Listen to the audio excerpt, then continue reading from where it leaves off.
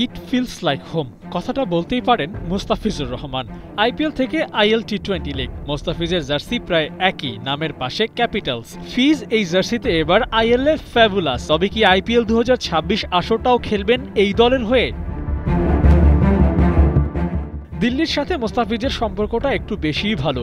2022 থেকে 2023, সবশেষ 2025 সাল মুস্তাফিজ 3 বার খেলেছেন এই দলের হয়ে। এখনও আইএল টি20 খেলছেন দিল্লি ক্যাপিটালসেরই ফ্র্যাঞ্চাইজির হয়ে। তাই প্রশ্নটা করাই যায়, এক ফিজেই কি মজেছে দিল্লি?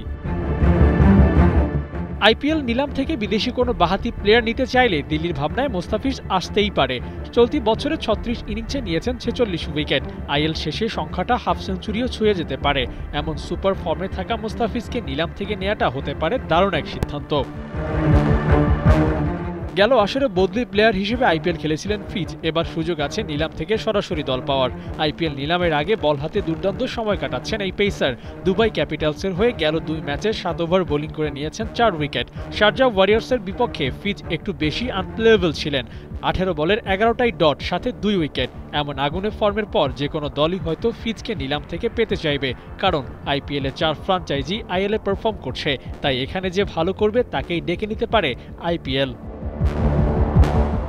16 ডিসেম্বর আইপিএল নিলাম আবুধাবিতে। অকশনের আগে আরও 2 ম্যাচ আছে দিল্লি ক্যাপিটালসের। বল হাতে আরও ভালো করার চেষ্টাটা নিশ্চয়ই থাকবে মুস্তাফিজের। নিলামে দল পাওয়ার জন্য এই টুর্নামেন্ট ফিজের জন্য আলাদা গুরুত্ব রাখে বললে ভুল হবে না। দেখা যাক ইন্ডিয়ান প্রিমিয়ার লিগের নিলাম থেকে মুস্তাফিজ দল পান কিনা। আবু নাইম, 71।